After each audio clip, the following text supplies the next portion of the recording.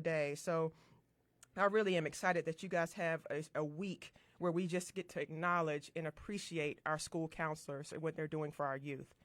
I was actually reading an article from the NPR Education, and the article was titled Silent Epidemic.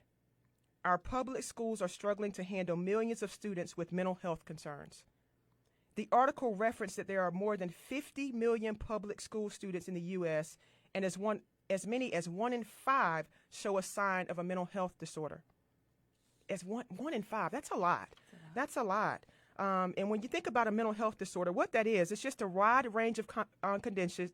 Let me start that over. A wide range of conditions that distributes a person's mood, their behavior, and sometimes their emotions can be affected over a long period of time. And so if a child is struggling in the classroom, that's going to make it very, very difficult for that child to learn, to engage, to be social, to have any type of connection. So when we think about the mental health of our youth, it's very important that everybody is aware of what to look for and what to look at when we're thinking about our kids. The article also pointed out that 5 million affected students, which is about 80%, they won't receive counseling, they don't go to therapy, and they may not even be on medication management or any other type of support to help them through that. So they may be out here struggling alone, and nobody really knows that there's something going on. So it literally takes all hands on deck, whether it's the parents, the teachers, the administrators, the nurses, the school psychologists, the school counselors. It really takes everybody to really begin to understand and pay attention to the signs and symptoms and the needs of our youth. So this is a silent epidemic, but it's getting louder and louder and louder by the moment. Kids and teens are crying out for help in so many different ways. So I think talking about mental health, creating platforms that we can provide outlets for our youth to express how they feel, to be themselves, to win, to lose, to get back up again. I think that's extremely important for our youth to have an outlet so that they know they have people who care, people who are here to support them on this journey called life. So I'm just really excited about this opportunity today to sit down with an elementary school counselor here who's doing amazing work for the Iredell Statesville community here right in North Carolina. And if you are just tuning in for the very first time, you are listening to the Mental Fitness Matters show. This show is designed to provide you with tips, strategies, and solutions on ways to improve your mental health and mental performance. And if you have just tuned in for the first time, also feel free to visit tracyalston.com. That's TracyAlston. You can find more information there if you're an industry expert and you would like to be a guest on my show. I would love you to go there and apply. I'm always looking for people to come on and provide their expertise in their areas for our listeners here. All right, y'all, let's get started with today's show. Today's topic is going to be around the theme that the American School Counselor Association has been using this week. This topic for them has been helping build better humans, counselor appreciation. All right, so we're going to take a break. And when I come back, I am going to introduce you guys to Stephanie Wright, who's the school counselor for Central Elementary School. And if you're a school counselor out there, I want to just take a moment before we get into that. I want to take a moment and just say thank you. Last week, we did a show on gratitude and appreciation.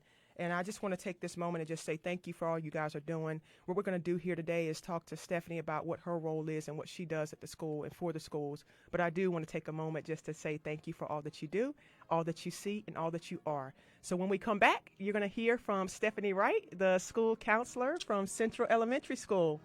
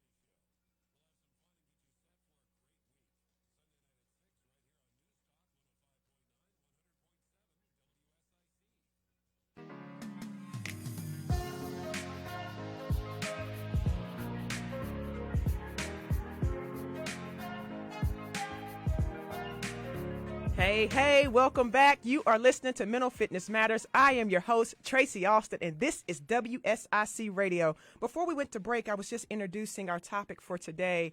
This week is National School Counselor Appreciation Week, and so I do have a local school counselor here with me on the show for today. Her name is Stephanie Wright, and she is the school counselor for Central Elementary School located here in Statesville, North Carolina. Stephanie is a native of Northern Iredell County. She went to Northern Iredell House School and graduated in 1993. She's also an Appalachian State University grad in 1998. You went to Gardner-Webb for your Master's in Mental Health Counseling, earning your LPC in 2006. And LPC is a licensed professional counselor. And she was hired on with the Iredell School Systems as a counselor in 2003. And she has served all 18 years at Central Elementary. That is awesome. And she's a wife to Rob for 20 years. And she's a mom of 2 children, Anna, who's 11, and Jet, who is 7. Stephanie, welcome to the show. I am so glad to have you. And thank you for all that you do. Thank you. If you could just give us a brief idea of kind of who you are, how you got into this helping profession. Sure. Thanks, Tracy, for having me on today. I Absolutely. appreciate that. My name is Stephanie Wright, and how I got into the helping profession is basically I am human services driven. Yeah. I've always known that helping people is where I was going to land. I knew wasn't sure if it was going to be a hospital, or the more I'd done, though, the school was where that was my atmosphere. So I got a degree from Appalachian for teaching, and then decided to give it a twist and go for the counseling route. So That definitely awesome. is a great place for me. I've done this for 18 years and honestly don't feel like I've had a lot of days of work. Like, it's that great where you love your job and it doesn't even feel like you're going to work. So That's a great place to be. yes. Thankful Walking for all into that. what you're doing, and it doesn't feel like work. That's awesome. Yeah. What would you say the role is of a school counselor? What is your role at school? I think our biggest role as school counselors, and I'm going to speak from the school counselor, but I do want to just say that it is a team. It is not just what school counselors do. Yeah. Teachers, administrators, front office people, they all take a role in making this work. Absolutely. But from the school counselor's point of view, I like to say that we remove barriers to learning. We help children with anything they need that's getting in their way to succeed in school that day. It might be breakfast snacks. It might be domestic disputes at home. But where it's even, however small or large, I think that's my role at school, that I get rid of those roadblocks to learning. That's huge.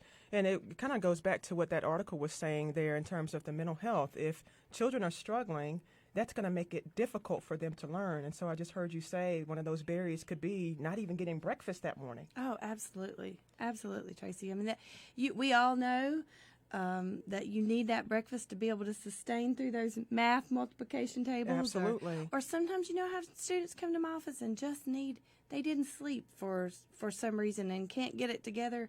There's a mat and a pillow in my office, and sometimes Wow. it's just where you need to lay your head for a minute. Wow. So lots of different things that we do to try to remove those barriers, to try to make learning fun, and because what we want overall is successful students. Absolutely.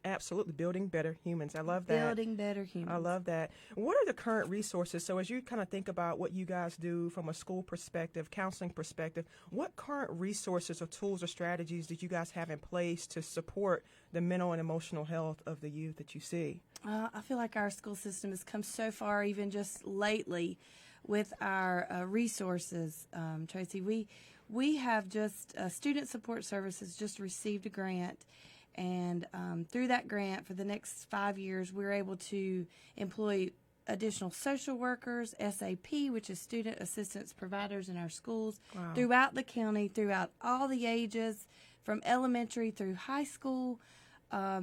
We even have a contract with Children's Hope Alliance, which is a counseling center, so that they are able to come to our schools and meet with children so that the barrier is removed for getting to appointments. Wow. Or transportation. In a crisis situation, we're able to call them out and they handle it. The resources are abundant right now, and that makes our job so much easier to do, and feel like you have more accomplished too. Absolutely. You know, we're connected to the right people, and there's enough people right now.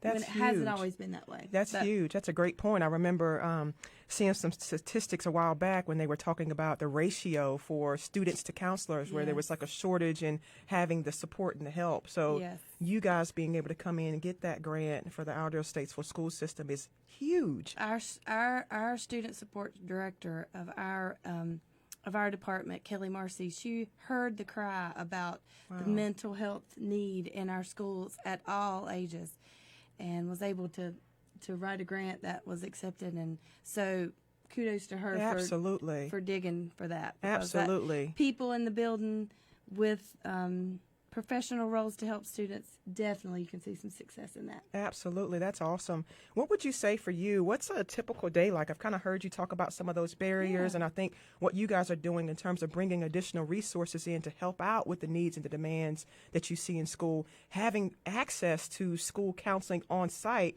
which really does eliminate a barrier for parents having to get off work, take time off. There is eliminate all the excuses of saying, you know what, if Johnny needs help, Johnny can get help right where there. you are. That's right. What would you say for you? What's a typical day look like in terms of what you do and what you provide? Oh, Tracy, I think this is probably one of my favorite parts of my job is that there's no typical day. Yeah. You know what I mean? And that's what I love, because I do not ever do the same things twice in a week. Hardly. Yeah. So, but that inspires me. That's my groove. I love that. No day is typical. I help kids all different needs throughout my building. Sometimes I'm at a table doing math with them. Sometimes I'm talking about the anxiety they're having because of friendships. And sometimes I'm working out something with some of my parents, because I feel like that's another big piece of my is to have alliance with parents, to know that we're all a team, and that the more we work together, the better things will end up. Absolutely. Because success, and that's our overall goal, all of us together. Absolutely. You know? So having that homeschool connection is important to me, that my parents trust me and my judgment, and you know, that I would treat those children in that building just like I treat my own. I love it. I love it. And it definitely sounds like, as we keep saying this over, that everybody's involved, everybody's support, everybody's hands in the pot in terms of how do we assist our youth is critical.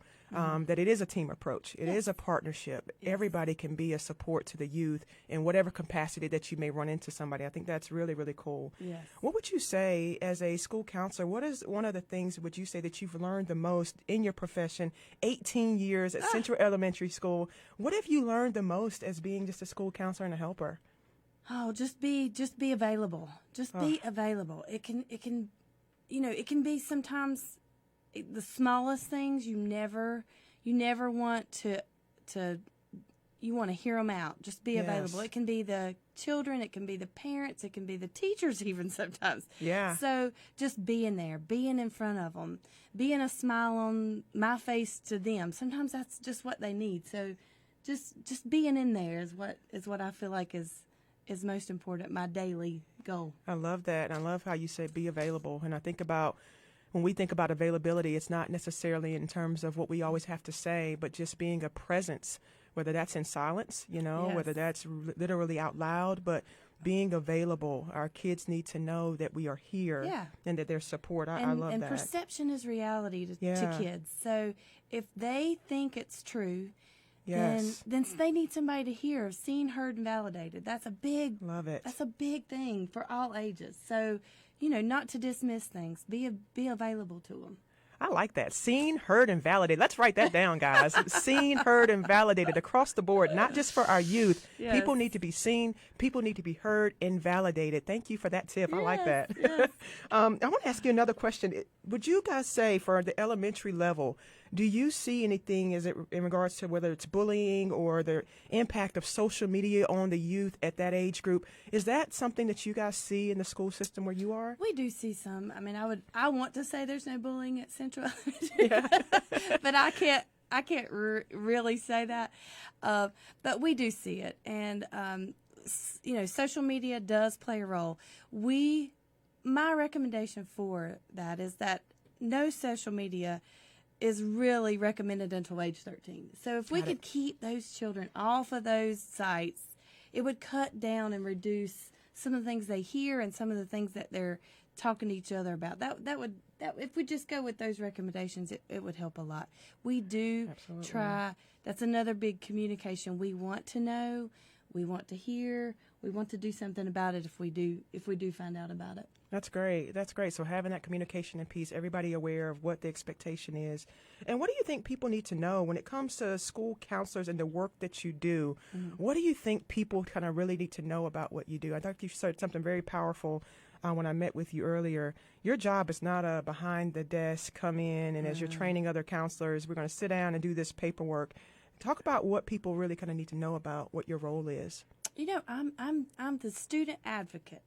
Yeah. I am there to do what students need, and I want to be available to students, teachers, parents. I want to be available to them when they need things. If they need me to help them reduce trouble, homework, whatever it is, I want to be there for them for that. So I think that's really important. That's huge, and and you guys do a lot. Where in regards to, you're probably involved in some of the testing. You're involved in kind of setting up classrooms. Do you ever have to kind of go into the classroom setting and provide a lesson, or you normally just kind of? Yes, we do friendship lessons. We do. We talk on bullying. Yes, and that's where I kind of connect my friendship and bullying, just how to treat other people. Yeah. And my students, I don't know, my big thing is being honest. I feel like it's a value you take with you throughout your life. And I always tell them, everybody can make a mistake. But if you can be honest and take responsibility for that mistake, then you've made a step forward for later. Absolutely. You know what I mean? So my kids know that being honest and telling the truth is one of my big things. That's huge. And that goes back to, as we look at how do we build better humans and building people of impact and of influence, that character piece is major. What advice would you give to parents or guardians to support the work of school counselors? What advice would you say, or what tips may you have for parents or guardians just to support the work that you guys are doing in the school setting? Just communication, just good communication. All of us, giving us the opportunity to be on your team, knowing that we're working for you. Nobody's working in a downward spiral. We want to work together and see that kid come out on top. Absolutely. So communication and being in contact, being a face at your school. I mean, it's important that you show up and be there and show your kid support, have lunch. Yeah. Do some help in the library. There's no library that can't use some help shelving books. Right. So be in that building and see what's going on and be part. Yeah. And you'll feel more connected. And then the communication piece, because we want to hear you out. We want to serve your child well. That's good. And I think I heard you say earlier, too, not being afraid to just kind of come in and ask, if you want to set up a meeting with the school. We're not scary. Yeah, exactly. Come and sit around a table with you. Yeah. If you're seeing some things at home, whether if your kid's constantly having stomach aches or worries or worrying about the testing or saying somebody's picking or teasing on them, those are things to begin to look for as a parent. If you're noticing your child is staying out of school, saying, I don't want to go in today, just don't be afraid to reach out to that school counselor. They have resources in place that you can just call, say, hey, you know what? Johnny's been staying home the last couple of days. I'm not sure if there's something going on. Connect him or her with the counselor on school. They're there and wanting to help. And parents as well, not using social media as outlets for, yes. If you tell us instead of social media, we're the ones that can help you. We want to be the ones to solve the problem. Absolutely. Social media won't solve your school problems. Right. You know what I mean? So come to us. We want to. Right. You want to know. You want to know. Yeah. Well, good. Well, I want to also, for the American School Counselor Association, they kind of have this theme going. I would love to ask you one last question. When it talks about helping build better humans, what does that mean to you? What is that? I think it's meeting them where they are. Yeah. I think it's meeting kids where they are, growing them in every capacity, academic, socially, every capacity, we want to be there. I love it. Let's build a great human. I love it. Yes. Yeah. I love it. I love it. I love it. And I cannot thank you enough. Do you want to say anything about Central Elementary? How do they reach you if you guys need to kind of know how to reach out? What's that phone number? Where are you guys located? We're located up on Highway 115 North. You probably aren't passing anywhere when you go to Right. Right. But anyway, they're only 13 miles from Interstate 40, but it That's feels awesome. a little further than that. We are at 704-876-0746. My name again is Stephanie Wright. I'd love to help you out, or if you'd like to come to our school and consider a kindergartner for us coming up, we'll help you with that too. Well, we appreciate you so much, Stephanie, in the work that you guys are doing at Central Elementary. Thank you, Tracy. Today's show has really been around the mental health of our youth, building better humans, all hands on deck. If you see a child, you have an impact, and you can make an impact, whether you're a school official, whether you're a principal, administrator, teacher, nurse, parent. We're influencers, right? So anytime we're running into our youth, that's an opportunity to make an impact. And we can't thank our counselors enough for all that they're doing every single day. You guys are on the front line for our kids, and we appreciate you so much. I appreciate your time, and I appreciate what you're doing for our youth. And you can always tune in every single Thursday, 8:30 a.m. You are listening to the Mental Fitness Matters Show. I am your host, Tracy Alston. Have an amazing week.